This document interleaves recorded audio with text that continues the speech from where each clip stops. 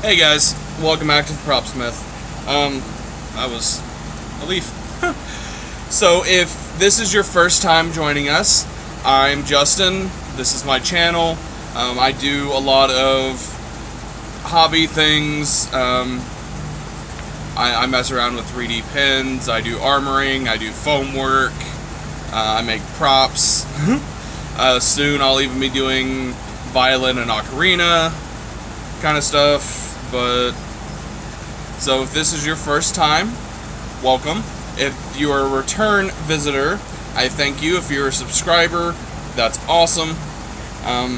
Today we are going to go over the basis of my kit for SCA. Now you may be asking, what is SCA? SCA is the Society for Creative Anachronism, and basically what that means is we're a bunch of people that get together and reenact medieval times.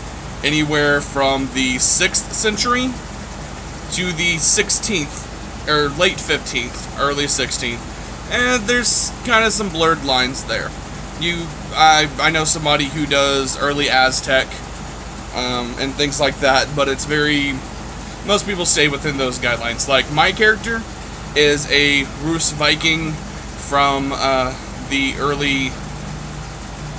late 10th century in Russia, right after Rurik dies. And if you guys want to know the whole backstory to that, leave a comment below. I can do a whole video on that. I've done a ton of research. But that's for another time.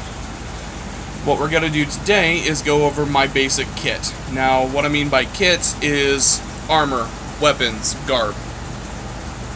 Now, I've been in the SCA for 4 or 5 months now. I've been to an event. I am authorized, meaning I have taken the tests and am able to fight in the ground wars, which can range from 7 people on each side to several thousand people on each side. Like, the event I went to was Lily's in, I want to say, Smithville, Missouri, which is about 3 hours north of me. And the war that we did there was the Swedish versus the Lafayettes, and I want to say that there was a good 60 people on each side, something like that. Like, it was a pretty good war. But what I'm going to do is, first, I'm going to go over garb.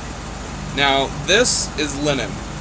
What I've got under here is cotton because it's the shirt I was wearing before I put on my garb. Usually I wear some kind of Under Armour under here that can't be seen. This is cut fairly low, so if I don't wear it, I show some chest hair and stuff, but I don't like doing that. I actually got this tailored to me, so it fits really well in the shoulders. When I have my arms down, the sleeves come to the joint in my thumb. But when I come up into a fighting stance, the sleeves are out of the way. It moves real nice. It's not tight when I cross my arms. It comes down about mid-thigh. It's really nice. The only thing with linen is hot. Like, it's probably about 98 degrees out here. I'm sweating a little bit. I haven't been sitting out here long. So, this is not a necessity to get started. What is a necessity to get started is your number one most important piece of armor is a cup. Doesn't matter if you are male or female, you need a cup. I shouldn't have to tell you why. It's to prevent you from crying. I haven't been hit there yet, but when I do, I'm gonna have that on to make sure when I want children, I can have them, kind of thing. The next most important piece of armor is going to be your helmet. This is what protects your head. It's what saves your life. Now, this is a Crusader Great Helm. It's flat top. The guys in my shire call this the helicopter pad, because it's pretty much what it is. This one's fairly old. It's part of my shire's loaner gear, which basically what it is the marshal gave this to me to use until I get my own. Which actually, I have. I'm about to return this. This is the duct tape that got put on my helmet to identify me as Swedish at Lily's. And as you can see, there's a huge chunk missing out of it because I got hit in the head with a spear. Yeah. Anyway, little thing about this first. You notice that the eye slits are not very big. Like, I can put my finger through here, but like not all of my finger goes in. And what that is to make sure that, like, this is my backup weapon, that if you get hit in the face, like, I can't even push, like, try and push that in. And that's a good thing, because you're supposed to build your weapons to where they can't go in a ½ inch into the helm. So, there are these styles, which is a helm. There are these styles, which that is a big face, bar, grill. It'll sit like this. Now if you notice there's a huge gap right here, that's because you use a Bourget. Let me take this off so I'm not echoing. I'm actually working on, this has no padding in it, so I'm going to work on putting some padding in that. A Bourget is basically what protects your neck and the first 3 vertebrae in your spine. Make sure if you get hit in the neck or on the back of the neck that it's not going to kill you or paralyze you. Now this is a basic Bourget. You got some leather, got some plate steel. What it does is it sits around your neck, and yes, it is very much like a dog collar. You loop it around here, you buckle it, and you wear it, and it protects your neck. If you've ever been hit in the neck, you'll understand why that is important. If you haven't, it's important. Now this one's a little different because it sits higher than most because of the helm that it goes with. This sits, if I can move this buckle,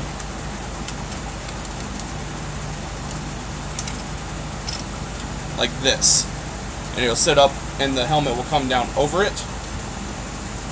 So it's different. Now this one does not protect the back of my neck, because on the helmet, if you notice, it has these, which sit down over the back of my neck. But I haven't fought in this one yet. I'm working on padding it to where I can. Once I do that, that will become my helm, and I will return the great helm to my marshal. Now, moving down from your head, you do not have to have spalders, which are your shoulders. I don't wear them, and that's just a me thing. I don't mind getting hit in the shoulder. It hurts, but it doesn't hurt. Our requirement is elbows. Now, this is an elbow cop. What it does is protects 3 points on your elbow, protects the joint here, and the tip. Now this one is a very pointy elbow cop, and I've been using it since I began. I broke the strap last fighter practice, so I'm gonna have to repair that. This is actually a knee, because I'm a really big dude, so I took a knee and did all the leather work so it fits my elbow.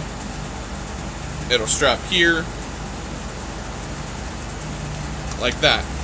What I'm moving to is a pair of hidden ones made out of Kydex, which are these. And you notice that these don't have that great big wing on them because the way that these fit, it covers that joint completely when I'm unflexed and when I'm flexed. So these are actually the ones that I'm going to show you guys how to strap in my next video. But what they do is they'll sit just like this. They'll have a piece of leather band coming off this way, a piece of leather coming off this way, and it will have a buckle, and it'll be nice, hopefully.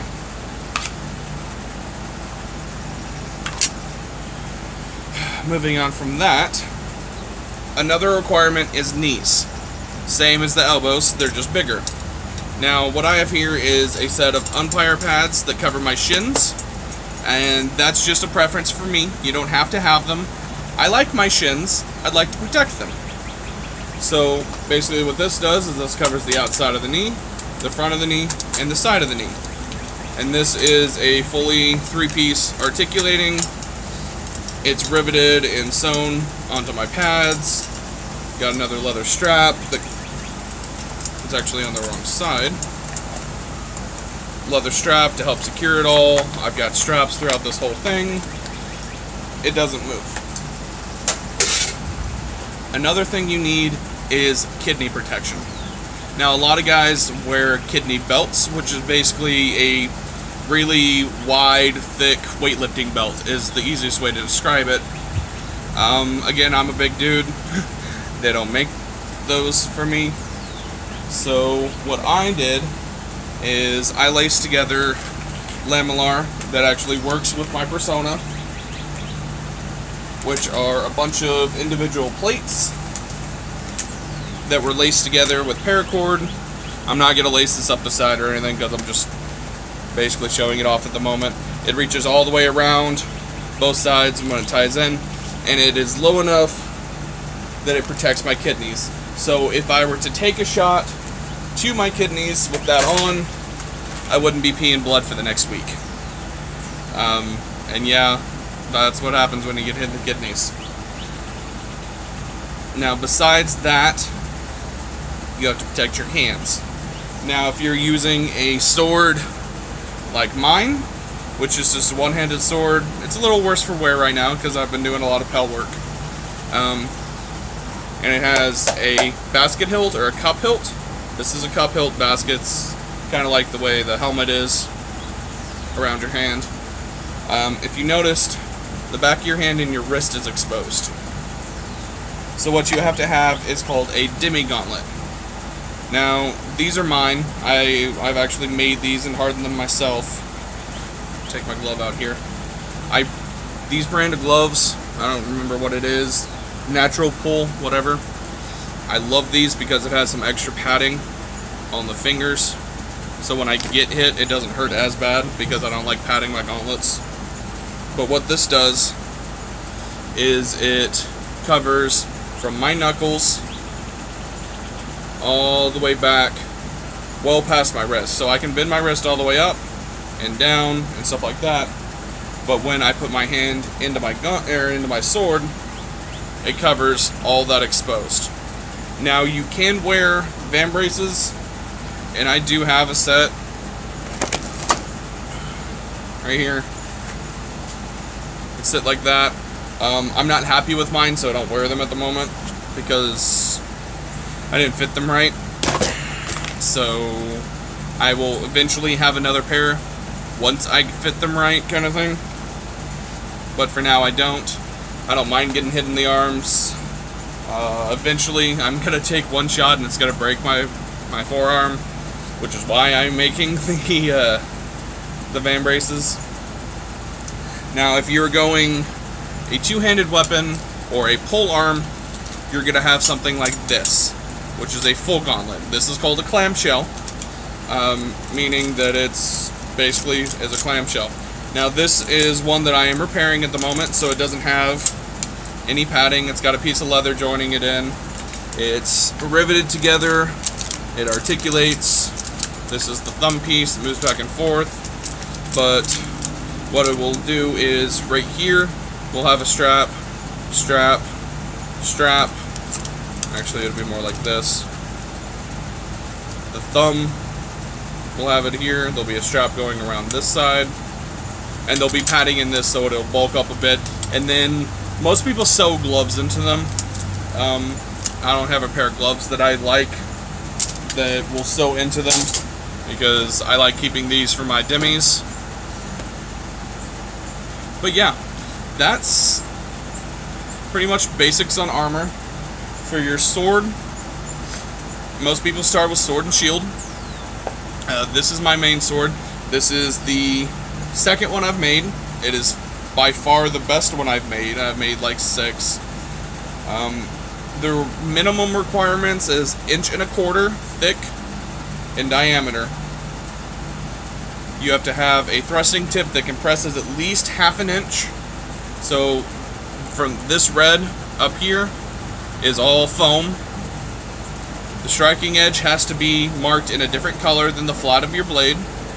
You have to have a cup hilt or some kind of hardenable material, hardened leather, plastic, HDPE, Kydex, metal, and you have to have a trigger or a lanyard. Lanyard's fairly self-explanatory, comes off the back, whips around your wrist. Triggers, on the other hand, are those pieces of leather you see in there. So when I put my hand in here, my thumb goes in that one, my first finger goes in that one. So I slide in like this, I hook in, move the leather so it's all the way down to the last knuckle of my fingers, and that way when I swing, if I lose my grip suddenly or it gets knocked away or whatever, I'm not gonna just lose it. It's gonna hold on to my hand. You know, if I try not to hit my phone there. See, I mean, I'm still attached. And those are nice. Most people like lanyards.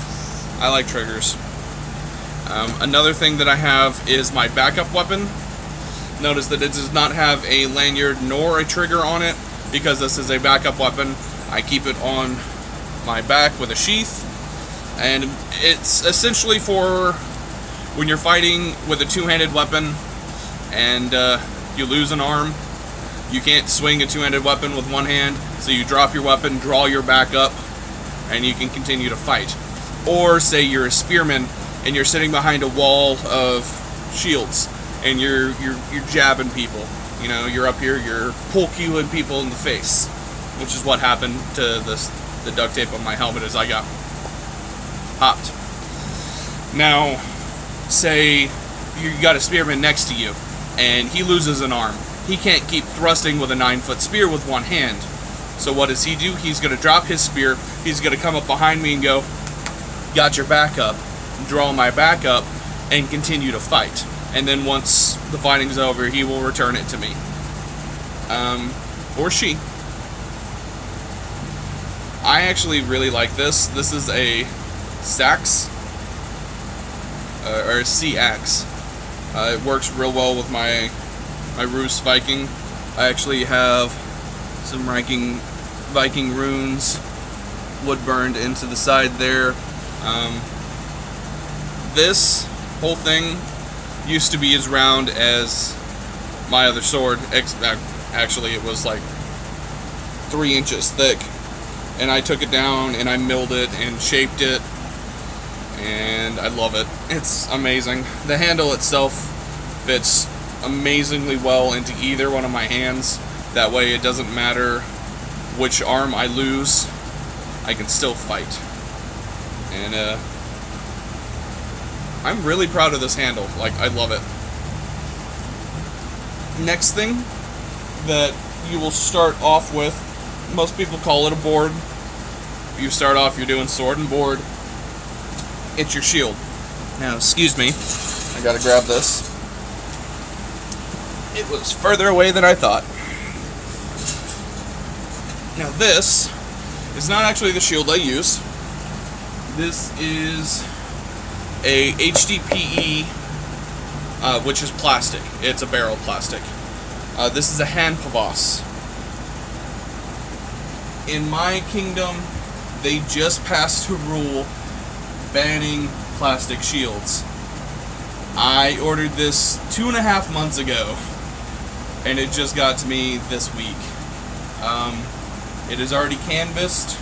It is already edged. Okay, point on the edging. You can make a shield.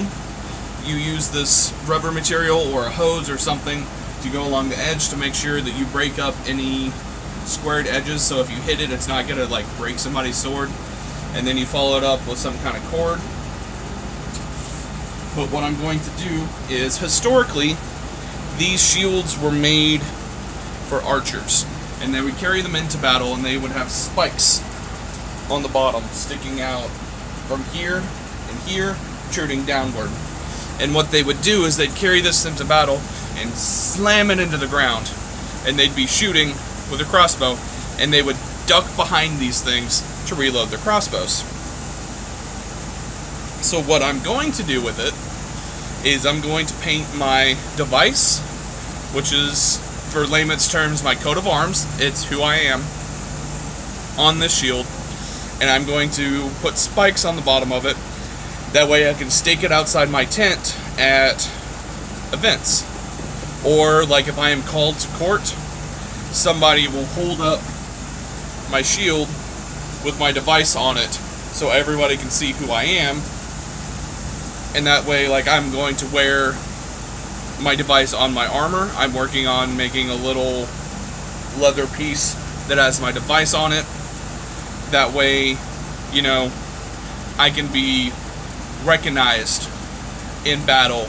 Be like, oh, that's who that is.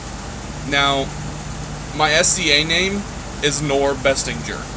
So if you happen to be at Lily's and I met you, hi, this is how I'm doing. If you guys have any thoughts or comments, let me know down below. The next video I'm going to be making is the leather work on these, and that will be this week because I need them for fighter practice on Sunday.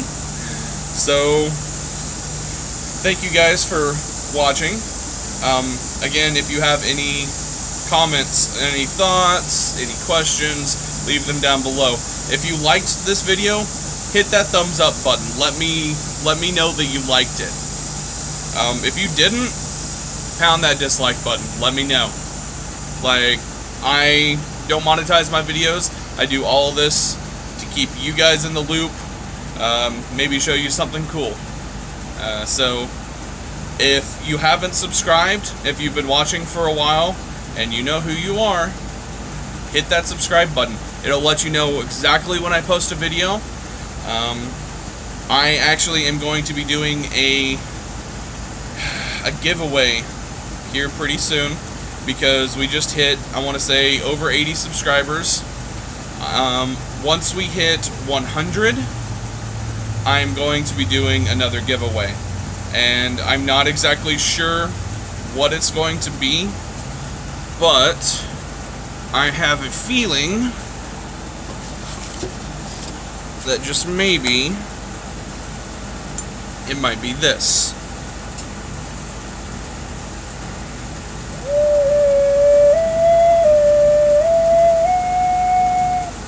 Anyway, that's what I'm talking about. So, I don't play it. I don't know how to play it. Not all my fingers work. So, maybe. So, anyway, thank you guys again for watching. Let's try to get to 100 subscribers. And always be safe in whatever you're doing. Thanks.